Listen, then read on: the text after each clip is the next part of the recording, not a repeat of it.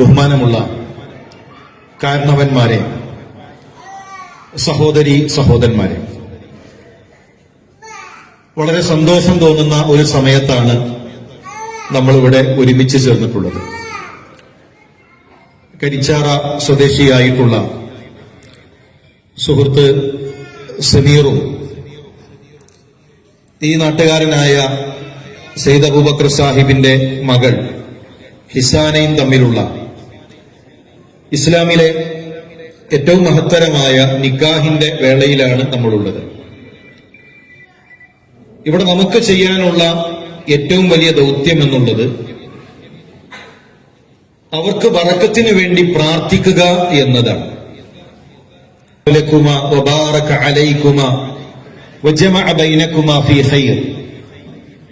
റസൂലുള്ളാഹി സ്വല്ലല്ലാഹു അലൈഹി വസല്ലം തങ്ങൾ ബറക്കത്തിന് വേണ്ടി ചോദിക്കാൻ പറഞ്ഞു. ആരാണ് കുടുംബജീവിതത്തിൽ ബറക്കത്ത് നൽകേണ്ടത്? തബാറക്കല്ലദീ ബിയദിഹിൽ മുൽക്ക്. അല്ലാഹുവിന്റെ കൈകളിലാണ് ബറക്കത്തുള്ളത്. ആ ബറക്കത്ത് ഇവരുടെ കുടുംബജീവിതത്തിൽ നൽകാൻ മറ്റൊരു ശക്തിക്കും മറ്റൊരു വ്യക്തിക്കും കഴിയില്ല. അതുകൊണ്ട് തന്നെ ആത്മാർത്ഥമായി കുടുംബജീവിതത്തിലെ ബറക്കത്തിനു വേണ്ടി നമ്മൾ ചോദിക്കണം. വിവാഹത്തെ ഇസ്ലാം പരിചയപ്പെടുത്തിയത് വമിൻ ആയാതിഹി അൻ ഖലഖ ലക്കും മിൻ അൻഫുസികും അസ്വാജ വമിൻ ആയാതിഹി, അല്ലാഹുവിന്റെ ദൃഷ്ടാന്തമാണ് എന്നാണ്. നിക്കാഹ് എന്നുള്ളത് അല്ലാഹു വെച്ച ഒരു ദൃഷ്ടാന്തമാണ്, ഒരു ആയത്താണ്. ഹുന്ന ലിബാസുൻ ലക്കും വഅൻതും ലിബാസുൻ ലഹുന്ന. രണ്ടുപേർ പരസ്പരം വസ്ത്രങ്ങളാകുന്ന, ഇന്നലെ വരെ രണ്ടായി കഴിഞ്ഞിരുന്നവർ നമ്മുടെ ശരീരത്തോട് ഏറ്റവും ചേർന്ന് നിൽക്കുന്നത് നമ്മുടെ വസ്ത്രമാണ്. നമ്മുടെ ന്യൂനതകൾ മറച്ചു വെക്കുന്നത് നമ്മുടെ വസ്ത്രമാണ്. അതുപോലെ പരസ്പരം ചേരുന്ന, പോരായ്മകൾ മറച്ചു വെക്കുന്ന, ന്യൂനതകൾ ഇല്ലാതാക്കുന്ന, അങ്ങനെ ഒന്നും ചേർന്ന് വലിയ ഒന്ന് എന്ന് പറഞ്ഞതുപോലെ രണ്ടുപേരൊന്നാകുന്ന ആയത്താണ് യഥാർത്ഥത്തിൽ വിവാഹം എന്നുള്ളത്. പലപ്പോഴും നിക്കാഹ് ഖുതുബകളിൽ ആളുകൾ ആലോചിക്കുക, എന്റെ ഭാര്യ നല്ലൊരു ദീനിയായ ഭാര്യയാകണം, നല്ല ഭാര്യയാകണം. സ്ത്രീകൾ ആഗ്രഹിക്കുക എന്റെ ഭർത്താവ് നല്ലൊരു ഭർത്താവാകണം. ഈ പ്രസംഗം മൂപ്പരൊന്ന് കേൾക്കണം, ഈ പ്രസംഗം എന്റെ ഭാര്യ ഒന്ന് കേട്ടിരുന്നെങ്കിൽ നന്നായിരുന്നു, ആ കുടുംബ ക്ലാസ് നല്ല ക്ലാസ്സായിരുന്നു, അത് ഭാര്യ ഒന്ന് കേൾപ്പിക്കണം. അതിനപ്പുറത്ത് ഞാൻ നല്ലൊരു ഭാര്യയാകാൻ, അങ്ങനെ രണ്ടുപേരും തീരുമാനമെടുക്കുകയാണെങ്കിൽ കുടുംബം മനോഹരമാകും. ഭാര്യനെ നന്നാക്കണം, ഭർത്താവിനെ നന്നാക്കണം. റസൂലുള്ളാഹി സ്വല്ലല്ലാഹു അലൈഹി വസല്ലം തങ്ങൾ കാണിച്ചു തന്നതുപോലെ ഞാനൊരു നല്ല ഭാര്യയാകണം. അള്ളാഹുവിന്റെ റസൂൽ സ്വല്ലല്ലാഹു അലൈഹി വസല്ലം തങ്ങളുടെ ഭാര്യമാർ, നമ്മുടെ ഉമ്മമാർ, അവര് കാണിച്ചു നൽകിയതുപോലെ അവിടെ പ്രവാചകൻ സ്വല്ലല്ലാഹു അലൈഹി വസല്ലം തങ്ങൾ ഓരോരുത്തരോടുമുള്ള ബാധ്യതകൾ ഓർമ്മപ്പെടുത്തി. ഒരു ഭർത്താവിനെ സംബന്ധിച്ചിടത്തോളം ഇൻ തുത്ഇമഹാ ഇദാ തുഇംത വതക്സൂഹാ ഇദാ തസൈത, നീ ഭക്ഷണം കഴിക്കുകയാണെങ്കിൽ അവളെ ഭക്ഷണം കഴിപ്പിക്കണം. നീ നല്ല വസ്ത്രം ധരിക്കുന്നുവെങ്കിൽ അവളെ നല്ല വസ്ത്രം ധരിപ്പിക്കണം. ഭാര്യയുടെ ചിലവ് അത് ഭർത്താവിന്റെ ഉത്തരവാദിത്തമാണ്. ഇസ്ലാമിൽ സ്ത്രീയുടെ മേൽ സാമ്പത്തികമായ ഉത്തരവാദിത്തം ഇസ്ലാം വെച്ചിട്ടില്ല. സാമ്പത്തിക ഉത്തരവാദിത്തമുള്ളത് പുരുഷന്റെ മേലാണ്. അതുകൊണ്ട് തന്നെ അവൾക്ക് എന്ത് ആവശ്യങ്ങളുണ്ടോ അത് അവന്റെ ഉത്തരവാദിത്തമാണ്. അതിന് പ്രതിഫലമുണ്ട്. പലപ്പോഴും നമ്മൾ മനസ്സിലാക്കിയിട്ടുള്ളത് സ്വതക്കക്ക് കൂലിയുണ്ട്, അതുപോലെ തന്നെ പാവങ്ങൾക്ക് സഹായിച്ചാൽ കൂലിയുണ്ട്, കുടുംബത്തിന് കൂലിയുണ്ട്. റസൂലുള്ളാഹി സ്വല്ലല്ലാഹു അലൈഹി വസല്ലം തങ്ങൾ 4 കാര്യങ്ങൾ പറഞ്ഞു തന്നു. ഒന്ന് അല്ലാഹുവിന്റെ മാർഗത്തിൽ ചിലവഴിക്കുന്ന ധനം, മറ്റൊന്ന് അടിമമോചനത്തിന് വേണ്ടി ചിലവഴിക്കുന്ന ധനം, 3 മിശ്രവഴിക്കുന്ന ധനം, 4 കുടുംബത്തിന് വേണ്ടി ചിലവഴിക്കുന്ന ധനം. അതിലേറ്റവും ഉത്തമമായത് കുടുംബത്തിനു വേണ്ടി ചിലവഴിക്കുന്നതാണ്. ജോലി കഴിഞ്ഞ് വീട്ടിലേക്ക് വരുമ്പോ കയ്യിൽ പിടിക്കുന്ന ആ മിഠായി പൊതിക്ക്, വീട്ടിലേക്ക് കൊണ്ടുവരുന്ന ഭക്ഷണ പൊതിക്ക് അള്ളാഹുവിന്റെ അരികിൽ, മക്കൾക്ക് നൽകുന്ന വസ്ത്രത്തിന്, ഭാര്യയ്ക്ക് നൽകുന്ന വസ്ത്രത്തിന് അവിടെ അള്ളാഹുവിന്റെ അരികിൽ വലിയ പ്രതിഫലമുണ്ട് എന്ന് റസൂലുള്ളാഹി സ്വല്ലല്ലാഹു അലൈഹി വസല്ലം തങ്ങൾ പഠിപ്പിച്ചു. അതുപോലെ തന്നെ വലാ തദ്രിബിൽ വജ്ഹ് വലാ തുഖബ്ബിൽ വലാ തഹ്ജുർ ഇല്ലാ ഫിൽ ബൈത്ത്, അവളെ നിങ്ങൾ മുഖത്തടിക്കരുത്. അതുപോലെ തന്നെ അവളെ മോശമായി കുത്തിപ്പറയരുത്. പല കുടുംബങ്ങളിലും മോശമായി പറയുന്നവരുണ്ട്. എനിക്കെന്താ അവിടെ പണി, നല്ല സുഖാണ്, എല്ലാത്തിനും സൗകര്യങ്ങളുണ്ടല്ലോ, മക്കളുടെ മുന്നിൽ വെച്ച് ഭാര്യയെ മോശമാക്കുന്നവർ. സഹോദരന്മാരെ, ഒരു ദിവസമെങ്കിലും അവര് ചെയ്യുന്ന പണി നമുക്ക് ചെയ്യാൻ കഴിയുമോ? ഒരു ദിവസത്തിൽ എത്ര തവണ നമ്മുടെ മക്കൾ രാത്രി എഴുന്നേൽക്കുന്നു എന്ന് നമുക്കറിയുമോ? 11 മണിക്ക് ഉറങ്ങിക്കഴിഞ്ഞാൽ രാവിലെയാണ് നമ്മൾ എഴുന്നേൽക്കുന്നത്. അതിനിടയിൽ നമ്മുടെ വീട്ടിലെ ഉമ്മമാർ, ഭാര്യമാർ എത്ര തവണ എഴുന്നേൽക്കുന്നു? എന്തെല്ലാം കാര്യങ്ങൾ അവരവരുടെ വീട്ടിൽ വെച്ചുകൊണ്ട് ചെയ്തുകൊണ്ടിരിക്കുന്നുണ്ട്. റസൂലുള്ളാഹി സ്വല്ലല്ലാഹു അലൈഹി വസല്ലം തങ്ങൾ അത് കണ്ടു, അതിനെ സഹായിച്ചു. പ്രവാചകൻ സല്ലല്ലാഹു അലൈഹി വസല്ലം തങ്ങൾ ലോകത്തിന്റെ നേതാവായിരിക്കെ വീട്ടിൽ ഭക്ഷണത്തിന് പാചകം ചെയ്യാൻ തന്റെ ഇണയെ സഹായിച്ചിട്ടുണ്ട്. പ്രവാചകൻ സല്ലല്ലാഹു അലൈഹി വസല്ലം തങ്ങൾ വസ്ത്രം തുന്നിയിട്ടുണ്ട്, ചെരുപ്പ് തുന്നിയിട്ടുണ്ട്. തന്റെ കുടുംബത്തിന്റെ കൂടെ അല്ലാഹുവിന്റെ റസൂൽ സല്ലല്ലാഹു അലൈഹി വസല്ലം തങ്ങൾ ഉണ്ടായിട്ടുണ്ട്. മറ്റൊരു വിഷയം, രുടെ കാര്യം അത് ഭാര്യമാരും ശ്രദ്ധിക്കേണ്ടതുണ്ട്. റസൂലുള്ളാഹി സ്വല്ലല്ലാഹു അലൈഹി വസല്ലം ചോദിക്കപ്പെട്ടു, അയ്യുൻ നിസാഇ ഖൈർ, ഏറ്റവും നല്ല സ്ത്രീ ആരാണ്? ഏറ്റവും നല്ല സ്ത്രീ ആരാണ്? സൗന്ദര്യാണോ? ഈ കുട്ടിയടിച്ച മുഖവും പിറ്റേ ദിവസം എഴുന്നേറ്റ് രാവിലെ കുളിച്ചാൽ തീർന്നു, അത്രയേ ഉള്ളൂ. നാട്ടുകാരെന്ന് പറയും അവനെ പറ്റിച്ചതാണ്. ഇപ്പൊ കണ്ടില്ലേ കോലം മാറി എന്ന് നാട്ടുകാർ പറയും.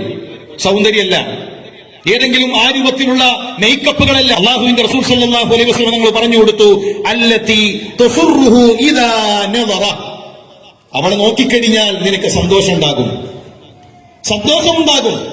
സന്തോഷം പകരുന്നവളായിരിക്കും ഒരു പെണ്ണ്. ആദ്യത്തെ വഹി ലഭിച്ചപ്പോ പ്രവാചകൻ സല്ലല്ലാഹു അലൈഹി വസല്ലം തങ്ങളുടെ കൂട്ടുകാർ മക്കയിലുണ്ട്, കുടുംബക്കാർ മക്കയിലുണ്ട്, പ്രിയപ്പെട്ടവരുണ്ട്. പക്ഷെ പ്രവാചകൻ സല്ലല്ലാഹു അലൈഹി വസല്ലം തങ്ങൾ ഓടിയെത്തുന്നത് ഖദീജ റളിയല്ലാഹു തആല അൻഹയുടെ അരികിലേക്കാണ്. ഉസന്നിലൂനി ഖദീജ, ദസിറൂനി ഖദീജ, സുബ്ബു അലയ്യ മാഅൻ ബാരിദ. ഖദീജ, എന്നെ ഒന്ന് പുതപ്പിക്കണേ എന്ന് പറഞ്ഞ് പ്രവാചകന്റെ അരികിലേക്ക്, ഖദീജയുടെ അരികിലേക്ക് ഓടിയെത്തുന്ന റസൂലുള്ളാഹി. എന്തേ കാരണം?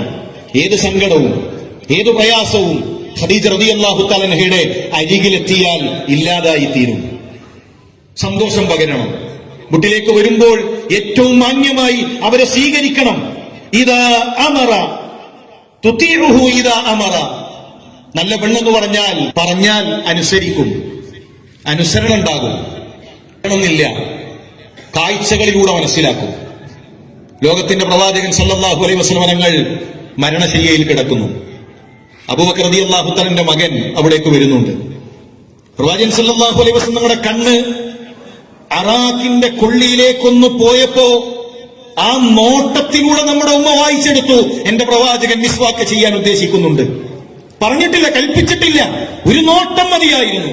ആ നോട്ടത്തിലൂടെ വായിച്ചെടുത്തു, എന്റെ പ്രവാചകൻ സല്ലല്ലാഹു അലൈഹി വസല്ലം തങ്ങൾ മിസ്വാക്ക് ചെയ്യാൻ ഇഷ്ടപ്പെടുന്നു. അതാണ് സ്നേഹം.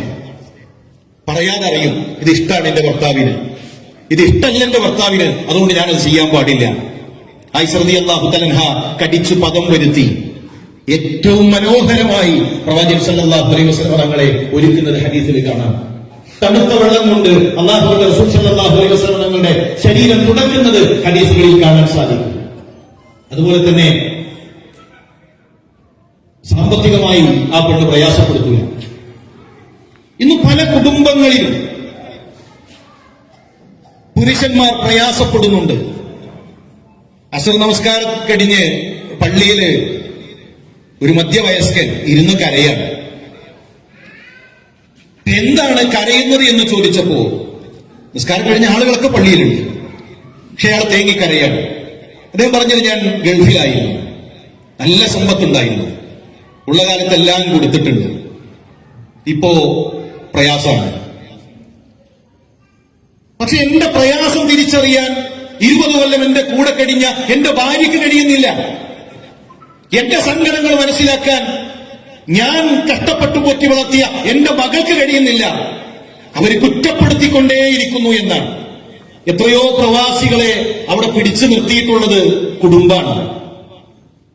വരാൻ ആഗ്രഹമുണ്ട്, മക്കളുടെ കൂടെ, ഭാര്യയുടെ കൂടെ വയസ്സുകാലത്തെങ്കിലും വാർദ്ധക്യകാലത്തെങ്കിലും കുടുംബത്തിന്റെ കൂടെ കഴിയാൻ ആഗ്രഹമുണ്ട്. പക്ഷേ നിങ്ങൾ വന്നിട്ടെന്താ, ഇവിടെ എന്താ ഉള്ളത്, മോളെ ഫീസ് എങ്ങനെ അടക്കും, അതിനപ്പുറത്തൊരു പെണ്ണുണ്ടല്ലോ. നമുക്ക് അല്ലാഹു ഒരു ചെറിയ വീടെങ്കിലും നൽകിയില്ലേ? ഗൾഫോണ്ട് നിങ്ങൾ ഒരു വീടുണ്ടാക്കിയില്ലേ? വീടില്ലാത്ത എത്ര മനുഷ്യരുണ്ട്, വഴിയോരത്ത് കിടക്കുന്ന എത്ര മനുഷ്യരുണ്ട്, മുകളിൽ ആകാശവും താഴെ ഭൂമിയും മാത്രമായി കഴിയുന്ന എത്ര ആളുകളുണ്ട്. നമുക്ക് അവസ്ഥയില്ലല്ലോ.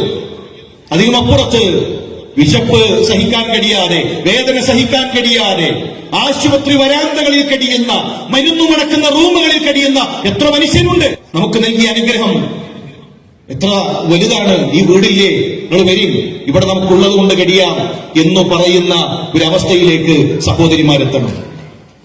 ഞാൻ പറഞ്ഞു വരുന്നത്, രണ്ടു കൂട്ടർക്കും ബാധ്യതകളുണ്ട്. ആ ബാധ്യതകൾ പരസ്പരം ഓർത്തെടുത്ത് മുന്നോട്ട് പോകണം. ഈ ദീൻ, അതാണ് ഏറ്റവും സന്തോഷം നൽകുന്നു പറഞ്ഞല്ലോ, അത് ദീനാണ്. ഞാൻ എപ്പോഴും ആലോചിക്കുന്ന ഒരു വിഷയമുണ്ട്. ഫലസ്തീൻ നമ്മുടെ വികാരമാണ്. നമ്മൾ പലരും കണ്ണുനീർ പൊഴിച്ചിട്ടുണ്ട് ഫലസ്തീനിലെ കുട്ടികളുടെ കാഴ്ച കണ്ടുകൊണ്ട്. ആയിരക്കണക്കിന് പൈതലുകൾ മരണപ്പെട്ടത് നമ്മൾ ചർച്ച ചെയ്തുകൊണ്ടിരിക്കുന്നുണ്ട്. ഇസ്രായേലിന്റെ ഉൽപ്പന്നങ്ങൾ കഴിക്കണ്ട എന്ന് നമ്മൾ തീരുമാനിച്ചിട്ടുണ്ട്. എന്താണ് അവിടെ ഇസ്രായേൽ ചെയ്ത അവരുടെ ആ തോന്നിവാസം? എന്താണ്? നമ്മുടെ മണ്ണ് അവർ കൈവശപ്പെടുത്തി, നമ്മുടെ ഭൂമി അവർ കൊണ്ടുപോയി. അതിന്റെ അപ്പുറത്ത് പ്രിയമുള്ള മുസ്ലിം സഹോദര, മുസ്ലിം സഹോദരി, നമ്മളുടെ വീടുകളിൽ നിന്ന് ഇസ്ലാമികമായ സംസ്കാരം കൊള്ളയടിക്കപ്പെടുമ്പോൾ ആ ഒരു സങ്കടം നമുക്കില്ലേ? ഇസ്ലാമിന്റെ സംസ്കാരം നമ്മുടെ വീടുകളിൽ നിന്ന്, നമ്മുടെ മഹല്ലുകളിൽ നിന്ന് പോകുമ്പോ എന്തേ നമുക്കൊരു പ്രയാസം ഉണ്ടാകാത്തത്? മുസ്ലിം പെൺകുട്ടികളുടെ വസ്ത്രം എന്താണ്? ലഹരി നമ്മുടെ കുടുംബത്തിലേക്ക് വന്നുകൊണ്ടിരിക്കുന്നു. എന്തുകൊണ്ടാണ് ഇനിയും ഗൗരവത്തോടുകൂടെ ചിന്തിക്കാൻ, ആലോചിക്കാൻ നമുക്ക് കഴിയാത്തത്? ഈ അടുത്തൊരു മഹലിനെ പറ്റി കേട്ടപ്പോ, ആ മഹലിൽ ലഹരിയില്ല, ഒളിച്ചോട്ടങ്ങളില്ല, തോന്നിവാസങ്ങളില്ല. ഇപ്പൊ എന്താണ് അതിന്റെ സിസ്റ്റം എന്ന് ചോദിച്ചപ്പോ, ആഴ്ചയിൽ ആ മഹലിലുള്ള ആളുകൾക്ക് 2 ദിവസം പഠന ക്ലാസ് നിർബന്ധം. അഖീദ ക്ലാസ് ഉണ്ട്, ഫിഖ്ഹുൽ ഉസ്റ കുടുംബ ക്ലാസ് ഉണ്ട്. അവിടെയുള്ളവർ ഒരേ സമയം അവർ വന്ന് ഇരുന്ന് പഠിക്കും. ഒരു പെൺകുട്ടിയുടെ കല്യാണത്തിന് മുമ്പ് ആ പെൺകുട്ടി അറിയേണ്ട കാര്യങ്ങൾ ആ മഹലിന്റെ നേതൃത്വത്തിൽ പരിശീലനം നൽകും. അങ്ങനെ വൈജ്ഞാനികമായ സദസ്സുകൾ ഇവിടെ ഉണ്ടാകണം. നമ്മുടെ മുന്നിലുള്ള സുരക്ഷ ഇൽമാണ്. കുടുംബസമേതം നമ്മുടെ വീടുകളിൽ വിജ്ഞാനത്തിന്റെ സദസ്സുകളിലേക്ക് പോകുന്ന സാഹചര്യങ്ങൾ ഉണ്ടാകണം. എന്തെല്ലാം അവസരങ്ങൾ ഇന്നുണ്ട്. പീസ് റേഡിയോ നമ്മുടെ മൊബൈലിൽ നമ്മൾ ഡൗൺലോഡ് ചെയ്ത് കഴിഞ്ഞാൽ യാത്രയിൽ നമുക്ക് കേൾക്കാം. നിങ്ങൾ എപ്പോഴും യാത്രയിലാണോ? എപ്പോഴും നിങ്ങൾ അങ്ങനെ തിരക്കുള്ളവരാണോ? അടുക്കളയിൽ ജോലിയിൽ പ്രയാസമുള്ളവരാണോ? നിങ്ങളുടെ മൊബൈൽ തുറന്നു വെച്ച് നിങ്ങളുടെ അടുക്കളയിൽ, നിങ്ങളുടെ യാത്രയിൽ നിങ്ങൾക്ക് ദീന് കേൾക്കാൻ അവസരങ്ങളുണ്ട്. എത്രയെത്ര സംവിധാനങ്ങൾ. ജമീൽ ആപ്പിലൂടെ വീഡിയോ നമുക്ക് കേൾക്കാൻ കഴിയും. നല്ല നല്ല ഹുതുബകൾ നമുക്ക് കേൾക്കാൻ കഴിയും. നമ്മൾ എന്താണ് അള്ളാഹുവിന്റെ മുന്നിൽ മറുപടി പറയുക എന്നത് ഗൗരവത്തോടു കൂടെ നാം ആലോചിക്കേണ്ടതുണ്ട്. സഹോദരന്മാരെ, നമ്മൾ ഇവർക്ക് വേണ്ടി ആത്മാർത്ഥമായി പ്രാർത്ഥിക്കണം. കല്യാണം കഴിക്കുന്നത് ഒഴിവാക്കാനല്ല, കല്യാണം കഴിക്കുന്നത് എന്റെ വാരം നോക്കാനല്ല, സ്വർഗത്തിൽ ഒന്നിക്കാനാണ്, സ്വർഗത്തിലിണയായി കിട്ടാനാണ്. അതിനാണ് ഇന്ന് കൈപിടിച്ചുകൊണ്ട് നിങ്ങളുടെ മകളെ ഞാൻ സ്വീകരിക്കുന്നു എന്ന് സമീർ പറയുന്നത്. സ്വർഗത്തിൽ ഒന്നിക്കണം. നമ്മുടെ സഹപ്രവർത്തകൻ, അദ്ദേഹത്തിന്റെ ഭാര്യ മരണപ്പെട്ടു. ആ സഹോദരി മരണപ്പെട്ട് മയ്യത്തെടുക്കുന്നതിന് മുമ്പ് അദ്ദേഹം ആ മയ്യത്തിന്റെ മുന്നിൽ വന്നുകൊണ്ട് ആകാശങ്ങളിലേക്ക് കൈകൾ ഉയർത്തി പറഞ്ഞ ചില വാക്കുകളുണ്ട്. അല്ലാഹുവേ, എന്റെ ഭാര്യ ഇന്ന ഇന്ന നന്മകളുള്ളവളാണ് അവർ. അല്ലാഹുവേ, എന്റെ മക്കൾക്ക് തർബിയത്ത് നൽകിയവളാണ്. ആ പെൺകുട്ടിയുടെ ഓരോ നന്മകളും ആ സഹോദരൻ എടുത്തു പറഞ്ഞുകൊണ്ട് അവസാനം കരഞ്ഞുകൊണ്ട് ആ മനുഷ്യൻ പറയാണ്, പടച്ചോനെ, സ്വർഗത്തിലും എനിക്ക് ഇവളെ ഇണയായി നൽകണേ, സ്വർഗത്തിലും എനിക്ക് ഇവളെ ഇണയായി നൽകണേ എന്ന് പറയുമ്പോ അങ്ങനെ സ്വർഗത്തിൽ ഇണകളാകാൻ, സ്വർഗത്തിന് വേണ്ടി മത്സരിക്കാൻ സാധിക്കണം. പരസ്പരം സഹായിക്കുക. സമീർ ദഅവാ രംഗത്തുള്ള, പ്രബോധന രംഗത്ത് വലിയ ഒരു ഉത്തരവാദിത്തമുള്ള വ്യക്തിയാണ്. താങ്ങായി തണലായി പ്രബോധന പ്രവർത്തനങ്ങളിൽ സജീവമായി ഹിസാനെ ഉണ്ടാകണം എന്ന് പ്രത്യേകം ഓർമ്മപ്പെടുത്തുന്നു. റളിയല്ലാഹു തആല അൻഹു റസൂലുള്ളാഹിയുടെ കൂടെ ഹിജ്റ പോവാൻ. ആ സമയത്താണ് മക്കയിലെ മുശ്രിക്കീങ്ങൾ വരുന്നത്. അസ്മ റളിയല്ലാഹു തആല അൻഹയുടെ മുഖത്തടിച്ചു, കാതിന് പരിക്കേറ്റു. അബൂ ഖുഹാഫ, അബൂബക്കർ റളിയല്ലാഹു തആല ഉപ്പ ഇസ്ലാം സ്വീകരിച്ചിട്ടില്ല. അന്ന് അദ്ദേഹം വന്നിട്ട് പെൺകുട്ടികളോട് ചോദിക്കുന്ന ഒരു ചോദ്യമുണ്ട്. അബൂബക്കർ മുഹമ്മദിന്റെ കൂടെ പോയപ്പോ എന്തെങ്കിലും തിന്നാനുള്ള വക ഇവിടെ ഒരുക്കിയിട്ടുണ്ടോ? തിന്നാനുള്ള വകയെങ്കിലും ഇവിടെ ഒരുക്കി വെച്ചിട്ടുണ്ടോ എന്ന് കണ്ടിട്ടാ പോയിട്ടുള്ളത്. അസ്മ റളിയല്ലാഹു തആലയുടെ വീടിന്റെ പിറകിലേക്ക് പോയി ഒരു പാത്രത്തിൽ കല്ല് നിറച്ചു. ഒന്നുമില്ല, കല്ലേ ഉള്ളൂ, അതില് ദിർഹമില്ല, ദീനാറില്ല, വെറും കല്ലാണ്. അത് പൂട്ടി, അത് അടച്ച് നേരെ വല്യപ്പയുടെ മുന്നിൽ വന്നിട്ട് പറയാണ്, ഉപ്പ ഇത് മുഴുവൻ ഞങ്ങളുടെ ഉപ്പ ഞങ്ങൾക്ക് വേണ്ടി സമ്പാദിച്ചതാണ്. ഒരാളുടെ മുന്നിലും കൈ നീട്ടേണ്ട ആവശ്യം എന്റെ ഉപ്പ വരുത്തി വെച്ചിട്ടില്ല. ഇത് മതബോധമുള്ള ഒരു പെണ്ണിന്റെ ഗുണമാണ്. ദീനിന്റെ പേരിൽ, ദീനി പ്രവർത്തനത്തിന് ഇറങ്ങുന്നതിന്റെ പേരിൽ എന്റെ ഭർത്താവ്, എന്റെ ഉപ്പ ഒരാളുടെ മുന്നിലും ചെറുതാകരുത്, കഴിയുന്ന രൂപത്തിൽ ഞാൻ താങ്ങായി ഉണ്ടാകും എന്ന് പറയുമ്പോൾ സഹോദരിമാരെ, ആ ഒരു മനസ്സ് നമുക്ക് വേണം. ത്യാഗം നമ്മുടെ ജീവിതത്തിൽ ഉണ്ടാകണം. മക്കയിൽ നിന്ന് മദീനയിലേക്ക് 450 കിലോമീറ്ററുകൾ താണ്ടിപ്പോകുന്നത് പൂർണ്ണ ഗർഭിണിയായ അസ്മ റളിയല്ലാഹു തആലയാണ്. ആ യാത്ര ആലോചിച്ചുകൊണ്ടാണ് നമ്മളുടെ ത്യാഗത്തിന്റെ മൂർച്ച എത്രയുണ്ട് എന്ന് നാം വിലയിരുത്തേണ്ടത്. 450 കിലോമീറ്ററുകൾ പൂർണ്ണഗർഭിണിയായ ഒരു പെണ്ണ് മക്കയിൽ നിന്ന് മദീനയിലേക്ക് നടന്നു പോകുന്ന ത്യാഗത്തിന്റെ ഏടുകൾ വായിച്ചുകൊണ്ട് വേണം നമ്മുടെ ത്യാഗത്തെക്കുറിച്ച് ആലോചിക്കാൻ. അതുകൊണ്ട് നമ്മൾ ആത്മാർത്ഥമായി ഇവർക്ക് വേണ്ടി പ്രാർത്ഥിക്കുക, ബറക്കത്തിന് വേണ്ടി അള്ളാഹുവിനോട്. അള്ളാഹു എല്ലാ ഖൈറും ബറക്കത്തും ഈ ദമ്പതികളുടെ ജീവിതത്തിൽ നൽകി അനുഗ്രഹിക്കുമാറാകട്ടെ. അവരുടെ മനസ്സുകളിൽ അള്ളാഹു ഇണക്കം നൽകുമാറാകട്ടെ. രണ്ട് കുടുംബങ്ങളെ, ഈ രണ്ടു നാടിനെ അള്ളാഹുവെ നീ ചേർത്ത് നിർത്തണമേ. പലസ്തീനിൽ പരീക്ഷിക്കപ്പെടുന്ന ഞങ്ങളുടെ സഹോദരന്മാർ അള്ളാഹുവെ അവർക്ക് നിർഭയത്വം നൽകി അവരുടെ നാട് തിരിച്ചു നൽകി അനുഗ്രഹിക്കണമേ. റഹ്മാനെ, നിന്റെ ജന്നാത്തുൽ ഫിർദൗസിൽ ഒരുമിച്ച് കൂടാനുള്ള തൗഫീഖ് ഞങ്ങൾക്കെല്ലാം നൽകി അനുഗ്രഹിക്കണമേ. ربنا تقبل منا انك انت السميع العليم انك انت التواب الرحيم. امين امين برحمتك يا ارحم الراحمين. السلام عليكم ورحمة الله.